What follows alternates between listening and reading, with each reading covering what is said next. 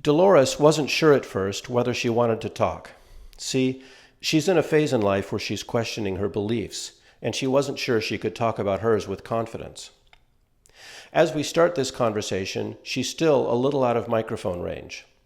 After a few minutes, she realized she was already engaged in the conversation, so she sat down so that we could explore together. Dolores wasn't sure how important it was to her that her beliefs are true, so it made for an interesting street epistemology exercise. This is a kind of chat I'd love to have more of, helping somebody untangle and explore their beliefs while they're open to revising their thinking.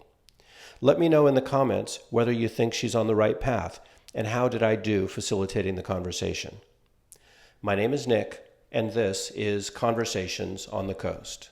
Yeah, what I do is I do short, like 10-minute interviews with people about something they believe, and then we look at the reasons you use to justify the belief and figure out whether you're using good reasons to support your beliefs. It's epistemology is the study of knowledge. It's how do we know what we know. Sound like something you'd be interested in doing? No, not really. Okay. I'm at a place where I'm questioning a lot of the things Wow, that sounds like an awesome time to have this kind of chat. Because we could talk about, things like what is truth and how do you figure out what's true? some of it can only be required. I'm finding that. Interesting. I mean, that's a claim in and of itself. So why do you believe that some things can only be acquired through experience and years?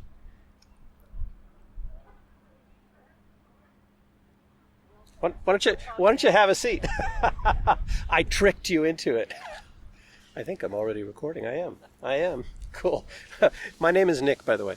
Hi, Nick. I'm Dolores. Dolores, it's good to meet you. And what brings you down to Westport today, or to downtown if you live here? It was a homework assignment from a psychotherapist. Nice. Tell me more if you're willing to. Oh, long story. Of course, that's what you're here for. I realized that since COVID began, I had just bought a new car to travel. Okay. And I realized I haven't gone anywhere except, farther than like 15 miles from home to my regular little routine and to the doctors. I've never traveled with it. And now it's 4 years old. And I realized, well, there's something going on. Why I have not left the house. And I realized I was kind of depressed, so I said, I think I need to talk to somebody. Oh, good. It's a good move. Congratulations. That's a good step to take for yourself. Yeah, that was the homework, was go someplace. I says, well, I should go down to Westport. It's not far. And Yeah. Nice. Where do you live? I live in Shelton. Oh, in Shelton. Oh, Shelton, yeah. so Yeah, not far at all. Not too far. Yeah. And so I just thought, well, today's a great day, and it was an excuse to skip church. Mm-hmm. Okay. Is that some of the beliefs that you're questioning? Yeah, that is a big one. Yeah. Well. Yeah,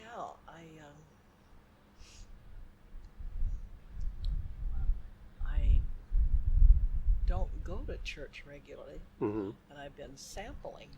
Okay. A couple of weeks here, a week or two there. Yeah. So that's. So what is the core belief that you're questioning? Are you questioning like the existence of God, or the veracity of a particular religion, or some particular religious claim? Well, I do believe God exists, because this definitely isn't an accident. Okay. We are not an accident, and our world didn't just happen. But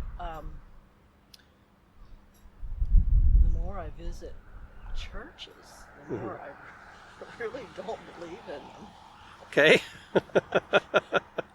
Yeah. So are you saying that, so you believe there is a God, a creator God, but you're not sure whether like Christianity is a thing. Is that kind of where you are? Yeah, you kind of went the right direction. I read a lot, and Mm-hmm. I have been receiving a magazine that comes about Buddhism, and I'm Okay. thinking, why did they get this? And then another one came, and I'm thinking, well, I'm subscribed to it, obviously. And I know that the whole world has a wide range of beliefs, Mm-hmm. and yeah, that's what I'm questioning is why is it narrowed down to one? Mm-hmm. One and the only true belief in church, Yeah. and even going to the same denomination Mm-hmm. today as opposed to 30, 35 years ago. Yeah. There's so much different. Mm-hmm. Time has changed, even though it's the same denomination. Yeah. I'm just kind of like thinking about stuff.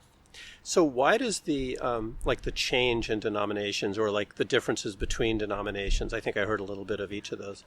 Why does that make you believe that the churches aren't true or don't have true beliefs? Did I capture that did I capture that well? Yeah, well, that's interesting. Way to put it. True belief for the all-time ultimate one truth, Mm-hmm. or truth for their group. So you said truth for their group. I just want to kind of click into that a little bit. Can something be true for a group that's not true for everybody? I don't know.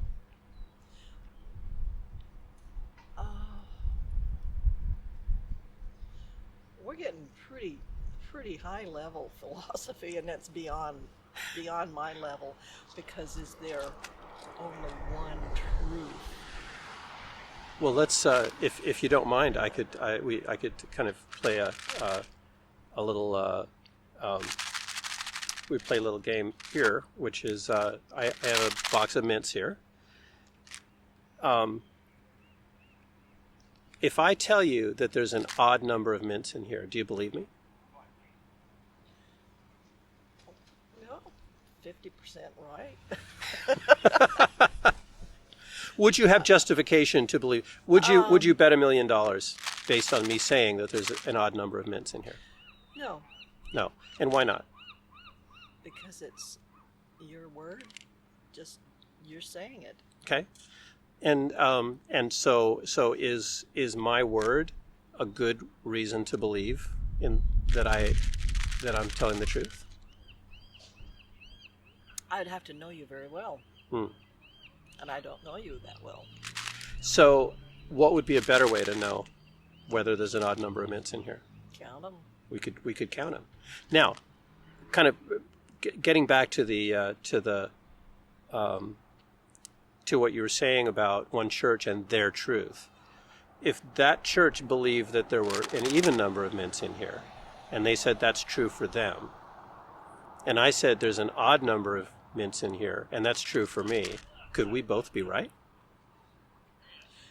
Yeah.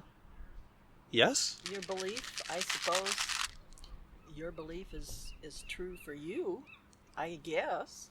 Well, but is it possible for there to be both an even and an odd number of mints? No.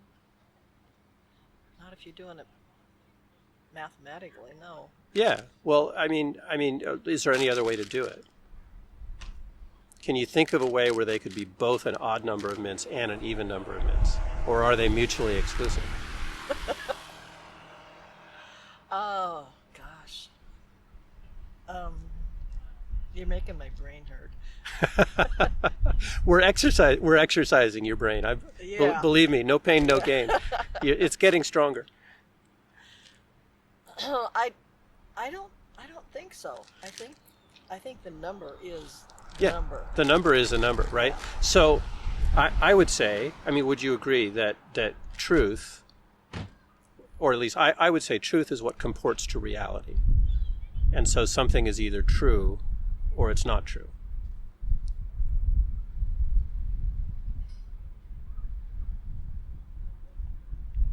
Okay. Do you agree, or do you still think there's an idea of like I could have my truth, and like that church could have their truth? That's a little more the way I think, rather than counting numbers of something. Yeah. Because beliefs and truth and a person's reality is very different than a factual count of something. Well, but a belief, if you believe that something is true, right, you can have your belief, of course, but the question is, are you right? I mean, does it matter to you whether your beliefs are true? No. Really? No, because that's what I'm finding is that beliefs change. They do. They do. My attitude is I would like to believe true things. If I believe something and it's false, I would like to find out. Because I don't want to believe something that's not true. Because my beliefs affect the way I act, and they affect the way I vote, and they affect the way I treat people. And my beliefs could have real impact on other people. It's true. As much as you impact other people. Yes. Some people can talk to you and just get very strong reactions, and others okay, it's his idea. Yeah. And I'm kind of the second opinion. Yeah. So getting back to the beliefs and whether beliefs are mutually exclusive or not. Do you think it's possible if you believe that a God exists who created the world, and somebody else believes that there wasn't a God that created the world, can you both be right? Yes. Yes, you're both. So there can both be a God and not be a God. Because that's their belief is their belief, and for each one it is true. But if we believe something, if two people believe something that are mutually exclusive, how could both of those things be true? How could there be a God and also simultaneously there's not a God? So are you saying that they inhabit a world where God didn't create the universe, and you inhabit a world where God did create the universe? Yeah. All right. How is that different from the mints?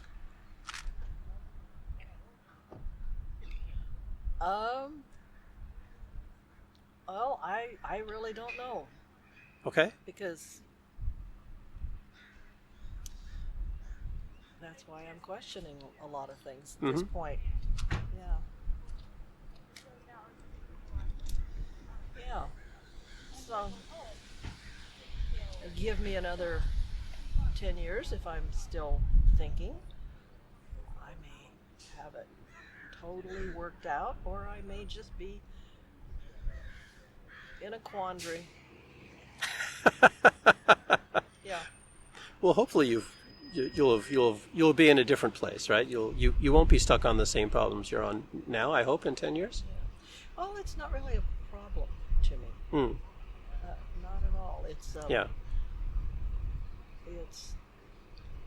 it's a place where I am right now, in a place of experience and learning and development.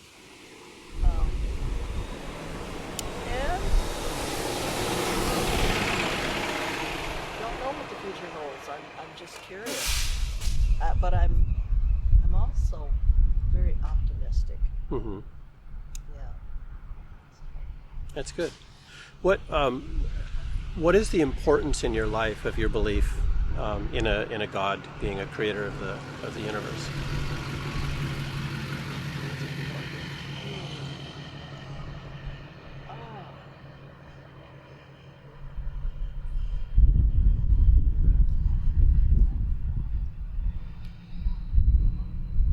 And how would your life be different if you reduced the confidence in that belief? Not much different. No. No, not really. I'm just working through it. And like I say, I have come through different layers and experiences and beliefs from the time I was very young. Mm-hmm. I'm finding that my belief is returning to what it was when I was very young. Interesting. Yeah. What do you think is behind that? I don't know. Returning to what was my basic truth as a child. Mm-hmm. There's that phrase, my truth. Yeah. So what was your truth when you were a child? We didn't attend church. Didn't have anything against it. Yeah. But we didn't. And so all of the years that I was in church, every time the doors opened, that was a stage in my life, and I am returning more to my childhood. Mm-hmm. Is that is the belief different, or is it just the practice is different? Because you're talking about going to church versus not going to church. Probably the practice. Okay. Yeah. But your belief is the same. Is your belief the same as when you were a child? I think so. Yeah. Okay. I think so. Yeah. So. What was it that convinced you when you were a child?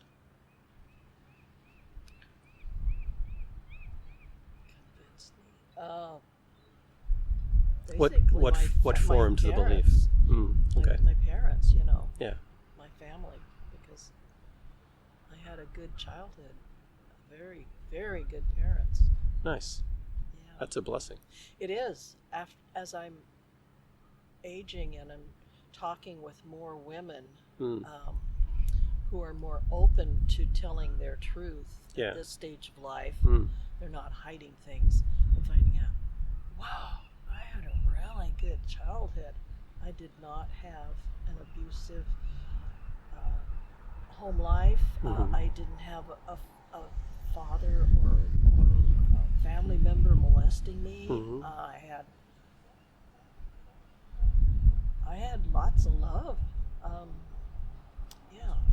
So my childhood was very good, and I'm finding there's very few women that I'm talking to of my age bracket that have had that kind of a peaceful childhood. So, interesting. Well, I'm going to have to find me some food because it is way past breakfast. Yes, it is. Yes, it is. Yeah. Well, if it's any consolation, I do 5 days of fasting every month, and I'm on my 4th day. So I haven't eaten in 4 days. So I'll break my fast Tuesday morning. Oh, okay, good. But you can go break your fast now. Yeah, well, it's some of it is medically, when your body ages and changes, you have to take care of it better. Yeah. It's true. Indeed, part of the reason I fast. Yeah. Well, good. Cool. You've stimulated a lot of thoughts and good memories, and interesting to talk to you. Yeah, you too, Dolores. It's been a pleasure. Yes. One thing, are you aware of an organization called Recovering from Religion? No.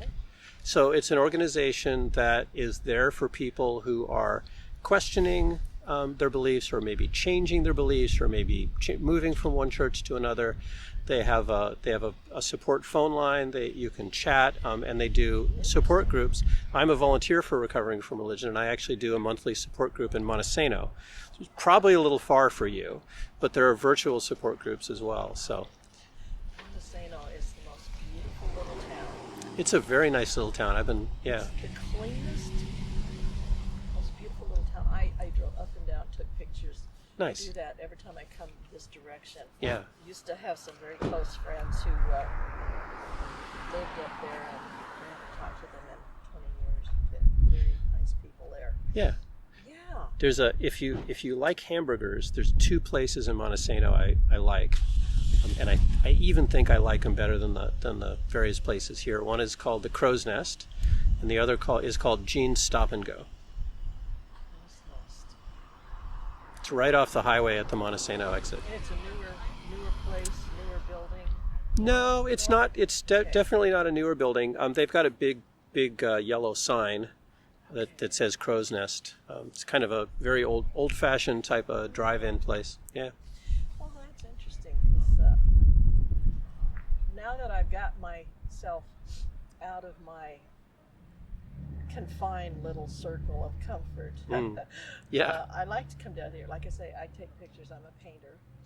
Oh, nice. So I take pictures so that I can go home and paint. Yeah. Well, the water is always a great subject for... Yeah. And I just talked to somebody in Montesano, the backside of the big, beautiful old courthouse.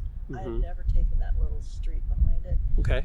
And I saw what looked like a jail, so I pulled in there to take a picture, and an employee was walking out. She was very nice, explained to me, yeah, that was a jail, and they're remodeling it into office space and stuff. It was, I just was really glad that I found somebody to interact with and give me some information. So, yeah, That's great. Maybe something I'm going to be painting soon, because I love painting architecture. Oh, good. Yeah, I like angles and Yeah. shadows and stuff. Yeah. So.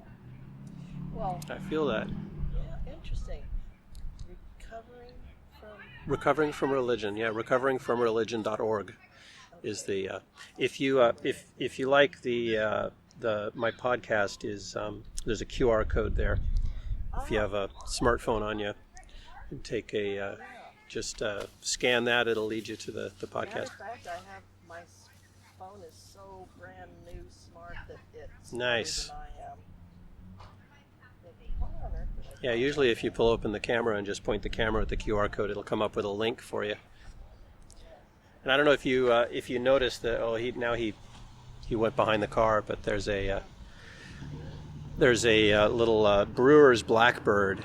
You don't see those a lot, but yeah, with the iridescent feathers and the bright eye, yeah, they're beautiful. Yeah, I was walking around here while we were talking. Well, that's interesting. Yeah. Well, good luck to you Thank you. in everything. Well, good luck to you. It sounds like you're on quite a journey. It sounds like a worthwhile one. I'm really enjoying life at this stage, except my body's shot. I feel you. I think you got a couple years on me, but I hit 61 this year, and definitely there was a downturn at 40 and there was a downturn at 60, Yeah. and it's just And actually, my sons are close to your age. okay. Yeah, I just turned 74. Congratulations. Yeah, but I wore my body out, working hard. Yep. So, yeah, now Well. I have to exercise my mind. Okay, Indeed. well, I'm gonna stroll around. Take care. Do you need a food recommendation? What do you like to eat? I like just plain old fish and chips since I'm down here. So Bennett's down there is kind of like, that's the one place. The other place is Marino's, which is I haven't eaten there. I have eaten it. right around this corner, I think, or is it around that corner? Anyway, it's down on the next street over.